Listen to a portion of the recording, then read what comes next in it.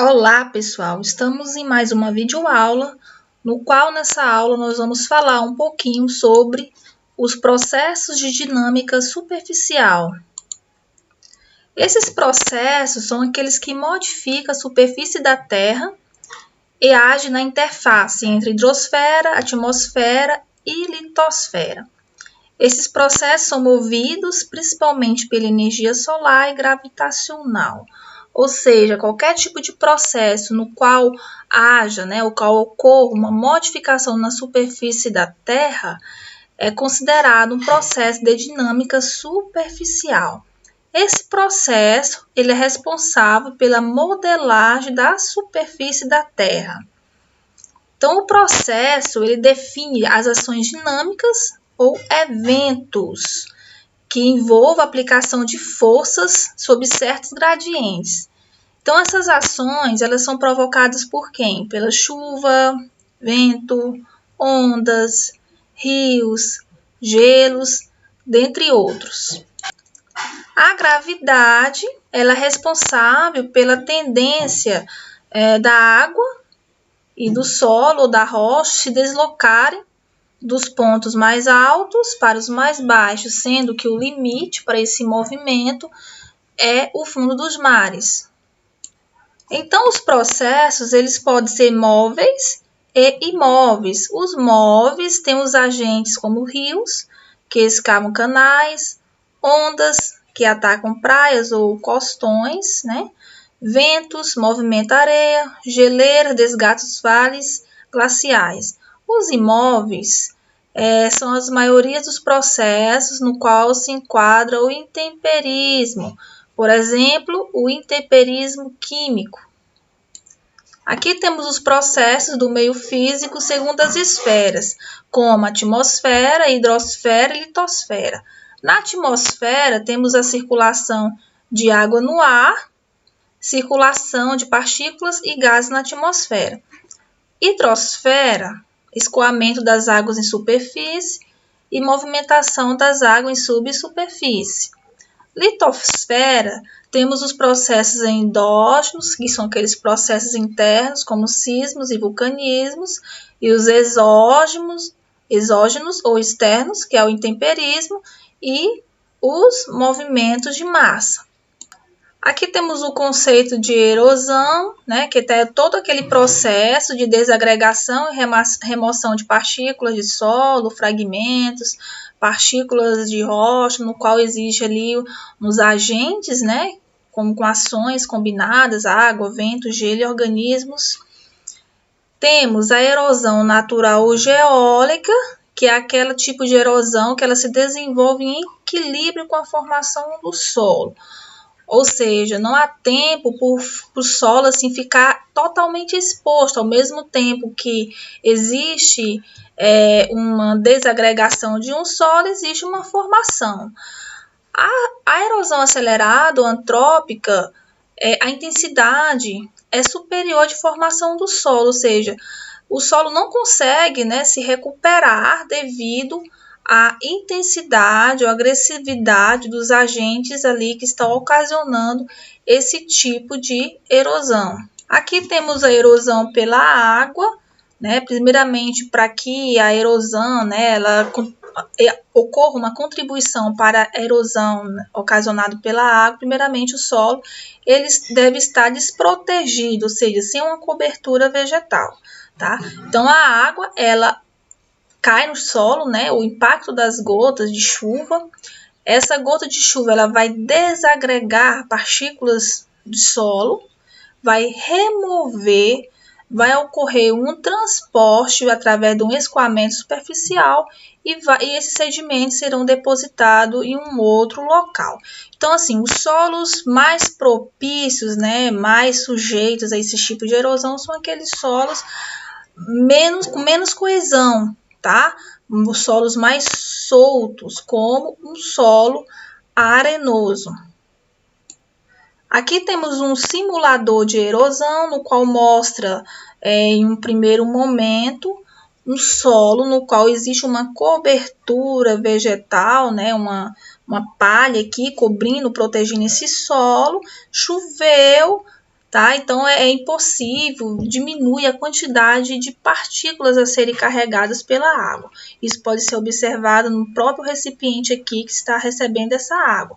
Já o solo desprotegido, essas partículas, né, elas são levadas pela água, podendo ser observadas aqui no outro recipiente. Então, dependendo como se processa o escoamento superficial ao longo de uma encosta, pode desenvolver os tipos de erosão, tá? Então, a inclinação de determinado local também favorece com que exista um maior carregamento aí de partículas de solo juntamente com a água. Então, existe a erosão laminar, tá? Dentre os tipos de erosão, a erosão laminar é aquela no qual o solo, né, é retirado de sua superfície de maneira uniforme, no qual pode observar aqui nessa imagem, quando esse solo é retirado de maneira, né, de forma uniforme, as raízes das plantas elas começam a ficar expostas. A erosão linear ou sulco, a água ela encontra determinados caminhos e à medida que ela encontra esses caminhos, a água ela vai abrindo, vai alargando esses caminhos, tá? Então vai formando um determinado canal ou um determinado sulco no qual essa água vai percorrer. Então temos uma erosão, né, linear por sulco na superfície e também temos no interior do solo, na subsuperfície, tá? Então, às vezes pode acontecer uma erosão interna, no qual não é perceptível aos olhos, tá? E essa erosão interna ou tubular, ela é chamada de piping. Se não ocorre uma intervenção numa erosão, né, por sulco, essa erosão por sulco ela vai aumentando, né, aumentando esse sulco, esse canal, levando à formação de ravinas, né, até vossoroca. Então, temos aqui a diferença de ravinas para vossorocas, que é um tipo de erosão mais agressiva, né, que é mais difícil a recuperação. As ravinas atingem uma área superior a 20 hectares e mais de 5 metros de profundidade. As vossorocas possuem no mínimo 50 centímetros de largura e de profundidade pode chegar a mais de 30 metros. Geralmente, essas erosões por vossorocas podem ter ocorrido através de uma erosão interna ou pipe, né, que à medida que esse solo interior está sendo levado, chega um momento em que o solo que está superficialmente não vai aguentar, né? Não vai conseguir sustentar essa camada de solo. Então, temos aqui os fatores condicionantes da erosão. Fatores antrópicos, como desmatamentos, a forma de uso e ocupação do solo. Fatores naturais, como chuva, cobertura vegetal, a sua retirada, né? O relevo influencia, determinada pela inclinação, tipos de solo, né, os solos mais arenosos, por exemplo, a natureza do substrato rochoso. Então, a chuva vai depender da distribuição pluviométrica, chuva acumulada, a intensidade de chuva, cobertura vegetal, relevo, declividade, o comprimento dessa rampa, né, o comprimento de uma determinada inclinação. Os solos, sua textura, estrutura, permeabilidade, substrato rochoso, característica do substrato rochoso, a intensidade do intemperismo, ou seja, o grau de deterioração dessa rocha, natureza de alteração, o grau de fraturamento. As vossorocas ocorrem em formações geológicas sedimentares com o tipo de solo ali arenoso, né? Um tipo de solo arenoso, um solo mais solto, um solo sem coesão, por exemplo. A erosão eólica, o próprio nome já diz que é aquela qual combina a ação do vento e da gravidade. Então, o impacto das partículas carregadas pelo vento, né, provoca aí o desgaste. A erosão de leitos rochosos consiste na remoção de blocos rochosos pelas flutuações de pressões, durante dissipação de energia de quedas d'água, como cachoeiras, corredeiras e falésias. Então, temos aqui os tipos de movimentos de massa, como queda, né, ou deslocamento de blocos, tombamento, né, no qual uma porção de um determinado bloco, né, de rocha, ela vai tender a tombar, rolamentos, tá? Geralmente um solo saprolítico no qual não existe uma rocha consolidada, né? Existem solos aqui intermediários entre rochas. Deslizamentos, forma rotacional, translacional, corridas de massa, subsidências e colapsos. Então, para que ocorra o movimento de massa, as forças atuantes, elas devem, né, elas têm que ser superiores às forças resistentes, tá? Então, quando essas forças resistentes não conseguem, né, resistir a essas forças atuantes, acontece aí o movimento de massa. Então, quais são os fatores que são responsáveis pela redução da resistência ao corte? A meteorização física e química das rochas, ou seja, o intemperismo físico e químico, no qual vai desagregar, né, ou destruir essas rochas. A saturação em água e redução das pressões intergranulares efetivas. A remoção do suporte basal natural, como, por exemplo, erosão marinha, fluvial, glacial, artificial, devido à intervenção antrópica. Escavações também, aumento da carga natural por infiltração de água, atividades vulcânicas, vegetação artificial, tipos de construções, aterros, a tensão transitória natural, como por exemplo sismos e artificial, exemplos detonações de explosivos, tráfego rodoviário, entre outros. Ou seja, aqui temos um pequeno desenho, né, para a gente poder entender. Se aqui eu tenho uma rocha, essa rocha com o tempo, à medida que vai acontecendo o intemperismo ali, ela vai ficando mais frágil, ela vai se quebrando, né, ela vai se decompondo. Se às vezes tem uma vegetação aqui, né, uma árvores ou qualquer tipo de vegetação, isso aqui é uma sobrecarga em cima, né, acima desse solo. Geralmente os solos em relevo, né, inclinado, é um solo jovem, né, com uma pequena espessura, ou seja, temos uma pequena camada de solo aqui. Se chove nesse determinado local, essa água vai infiltrar nesse solo e vai tender, né, a pesar ou a levar solo. Se existe construções irregulares, está colocando o quê?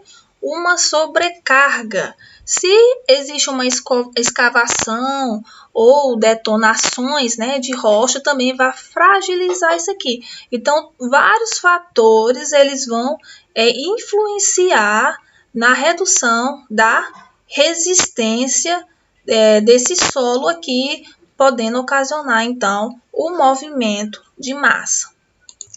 Então, quais são os tipos de movimentos? Temos um movimento do tipo rastejo. Ele é um tipo de movimento descendente, né? Vem de cima para baixo, lento e contínuo da massa do solo de um talude. Então, vai afetar horizontes superficiais do solo, ou seja, as camadas que estão superficialmente, horizontes de transição de solo e rocha, e até mesmo rocha alterada, fraturada em profundidades maiores. Então, quando existe esse tipo de rastejo, que é um tipo de movimentos de massa de forma lenta, né? Então, como é identificável, né? Como é que é possível identificar esse tipo de movimento? Devido, né, às inclinações de cercas, inclinações de tronco de árvores, né? Tronco curvo de árvores, fraturamento e tensão nos pavimentos, né? Vai acontecer fissuras, né? Fraturas nos pavimentos.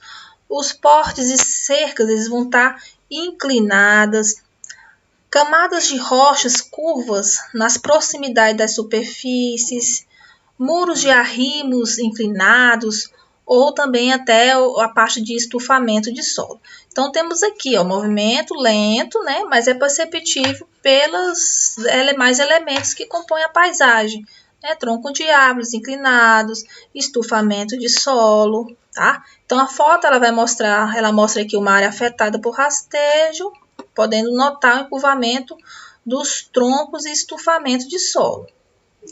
Cercas inclinadas, temos também enrugamento, né? Enrugamento da superfície do terreno. Então, todos esses tipos de de modificações, né, paisagem, está indicativo de rastejo. Então, outros tipos de movimento de massas são os escorregamentos. Os escorregamentos já consistem em um movimento rápido de massa de solo ou de rocha, geralmente bem definidas quanto ao volume, né, ou de grande volume, cujo centro de gravidade se desloca para baixo e para fora do talude, seja ele natural, de costa ou de aterro. Então, aumento de tensões atuantes ou queda, né, de resistência, ou seja, as forças atuantes ali são superiores às forças resistentes. Os escorregamentos, eles podem ser do tipo planar ou translacional. Então, o escorregamento planar, a ruptura ocorre ao longo de superfícies de fraqueza, xistosidade, foliação, etc. Associada a solos pouco espessos, ou seja, com pouca profundidade, um solo jovem, movimentos paralelos à superfície de fraqueza, tá? Então, ele é condicionado a estruturas planares, ou seja, a forma de escorregamento é como se fosse uma estrutura planar, né? Uma forma planar. Envolve solos superficiais, frequentemente até o contato com a rocha alterado ou não. Também ocorre em taludes mobilizados, solo saprolítico. O que seria o solo saprolítico? É aquele solo já no qual temos blocos de rochas e solos misturados. Né? Rochas sendo condicionadas por estruturas planares, desfavoráveis à estabilidade. Temos aqui um exemplo, né, no qual o movimento ocorreu de forma planar, podendo verificar que foi camada superficial desse solo que foi movimentada. Os escorregamentos circulares, o próprio nome já diz, né? Ela é em volta de um eixo imaginário, né? Em forma de uma superfície encurvada, tá? E é condicionada a solos com depósitos mais espessos. Então, para ter uma curva aqui, o solo ele vai ser mais espesso. Então, estão associados a aterros, pacotes de solos, depósitos mais espessos, rochas sedimentares ou cristalinas, intensamente fraturadas. Então, podemos observar aqui na imagem, temos a parte superior, que é a crista, a formação de degraus de abatimento, pé ou base. Então, temos aqui um exemplo de um escorregamento que aconteceu na Califórnia, né? Nessa época que aconteceu esse escorregamento, foi registrado o dobro de precipitação em relação à média, né, das chuvas naquele período, 390 milímetros. Então, essa chuva ocorreu uma saturação do solo, desencadeando esse deslizamento. Então, nesse registro aqui, que foi em 1995, não foi registrado vítima, porque ocorreu a velocidade pequena, né? Então, assim, se foi uma pouca velocidade, não foi levado tanta massa de solo assim. Então, foi permitido ainda, né? Deu tempo evacuar as pessoas, moradores ali próximo a esse local. Então, 10 anos após, ocorreu o escorregamento no mesmo local, né? O primeiro escorregamento aconteceu em 1995, o segundo em 2005. Devido também à alta precipitação realizada ou registrada ali no período muito curto, no qual a precipitação saturou esse solo, aumentou a plasticidade da massa já instabilizada, né? A massa que ficou ali devido ao primeiro escorregamento. Então, desencadeou um deslizamento muito rápido, não dando, né, a oportunidade a algumas pessoas a fugirem do local. Temos outro tipo de escorregamento, que é o escorregamento em cunha. Ele acontece quando existe, né, duas seções de superfície aí para ruptura. Então, é um escorregamento condicionado por duas superfícies de ruptura, ou favoráveis à ruptura. Então, quando existem duas superfícies, esse movimento ele dá em forma de cunha. Então, ele está associado a solos saprolitos e maciços rochosos, né? Os saprolitos é a mistura de blocos com solos, né? Blocos de rocha com solos, nos quais a existência de duas estruturas planares desfavoráveis à estabilidade. Então, acontece um deslocamento de um prisma ao longo do eixo de interseção, né, ao longo do eixo de interseção desses planos. Então, pode observar aqui nessa imagem, né, como se fosse realmente uma cunha. Existe também outros tipos de movimento de massa, que é o movimento de blocos rochosos, que é os deslocamentos por gravidade de blocos de rocha. Então, existe a queda de blocos, né, no qual existe algumas descontinuidades entre os maciços rochosos, né, entre essas rochas que compõem o maciço rochoso, né, como foi falado anteriormente, que as rochas, o maciço pode ser composto por vários tipos de rochas, no qual existem descontinuidades, que são zonas, né, de menor ou de maior fragilidade, né, e de menor resistência.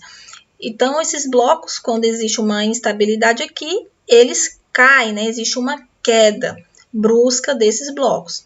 Outros tipos de movimentos é o tipo de tombamento, no qual esses rochas vai nas zonas de descontinuidade ou de menor resistência, eles vão tombar. Alguns locais pode acontecer rolamentos de bloco. O rolamento de bloco acontece em um solo saprolítico, né, o saprolito, no qual verificamos que aconteceu já os processos de intemperismo. Aqui existe uma rocha totalmente consolidada, existem blocos de rocha misturados com o solo. Então, devido às chuvas, né, as tensões que vão ali, as sobrecargas nesse local, esses solos, né, vão ser deslizando, vão acontecer o movimento aqui dos solos e essas rochas também elas vão tender a rolar, né, acontecer um rolamento de blocos. Existe também o desplacamento, né, em formas realmente de placas, acontece em superfícies geológicas, acamamentos, xistosidades com ângulo alto, né, de mergulho. Então, acontece aí um determinado tipo de desplacamento ou desprendimento de uma determinada camada de rocha. Temos outro tipo de movimento de massa, que são as corridas, que são movimentos gravitacionais de massas de grandes dimensões, que se deslocam na forma de escoamento rápido, ou seja, geralmente existe a grande fluidez, né? Esse solo aqui ele está bastante fluido, uma lama, e que esse movimento acontece rapidamente com uma grande velocidade, né? Atingindo áreas, né? Ou determinados pontos de forma rápida, impedindo que uma determinada população consiga fugir desse tipo de movimento. Então, existem 3 tipos de corrida, que é a corrida de lama, solo com alto teor de água, corrida de terra, solo com menor teor de água e corrida de detritos, ou seja, com uma corrida, né, um movimento de massa com material grosseiro, que é constituído de fragmentos de rochas. Então, aqui nessas imagens é possível perceber, né, tanto aqui no talude, esses tipos de corrida no qual movimentou solo com blocos de rochas, né. Aqui também, né, atingiu uma determinada área, né, cobrindo aí carros, determinados locais, solo misturado com blocos, né, ou detritos aí constituído por rochas. Novamente a imagem, né, que dependendo da grande quantidade dessa massa movimentada, elas podem aí cobrir uma grande altura, né, de uma determinada superfície. Outra imagem mostrando o fluxo de lama, né? Fluxo de lama já acontece bem rápido mesmo, porque ele é constituído por lama, bastante água, no qual permite esse escoamento rápido dessa forma, né, de corrida ou de movimentação de massa de solo. Outro tipo de movimento de massa são as subsidências e colapsos. tá? Em determinada área. Isso acontece geralmente em áreas onde tem rochas solúveis à água, como calcários, dolomitos, gipsitas, sal, ou seja, são zonas ou áreas kársticas, né? Que é a karstificação. O que acontece aqui? O fluxo de água ali no interior desse solo vai dissolvendo as rochas ou material interno, tá? E à medida que existe a dissolução aqui desse material interno, vai abrindo espaços, vai abrindo caminhos para que camadas superiores desça, tá? Então, pode acontecer de forma brusca, né? Em determinadas áreas pode abrir uma determinada cratera, um determinado buraco, né? E uma superfície devido a esses acontecimentos aqui. Então, um famoso caso brasileiro aconteceu na cidade de Cajamar, São Paulo, em 1986, onde ocorreu um afundamento do solo, uma cavidade de 32 metros de diâmetro e 13 metros de profundidade. Então, esse buraco que surgiu, nesse afundamento, eles foram associados aos processos de karstificações. Porém, devido aos processos, né, de estudos que foi feito na área, foi verificado que o que ocasionou, né, esse afundamento foi o bombeamento da água subterrânea, através de poços profundos de grande vazão. O que acontece? Aconteceu um bombeamento dessa água, né, foi retirada do local, deixando espaços vazios, no qual os solos que estavam superiores migraram, né, para esses espaços vazios, ocupando o espaço que foi retirada a água, ocasionando então essa subsidência ou colapso no terreno. Temos aqui a imagem, né? Aqui também foi colapso, né? Subsidências em outros locais. Então, resumindo, de uma forma geral, os movimentos de massa, chamados no meio geotécnico de deslizamentos, eles podem ser vistos de duas formas. Do ponto de vista da geotecnia, busca-se investigar a estabilidade e as condições de equilíbrio da massa de solos e das rochas. Do ponto de vista da geologia, esses fenômenos são, ao longo do tempo, processos naturais de renovação da superfície terrestre, entendidos como ações exógenas, né, aquelas ações que acontecem na superfície, como forma de rejuvenescimento da crosta terrestre. Então é isso, pessoal. Espero que tenham gostado. Até a próxima videoaula. Tchau, tchau!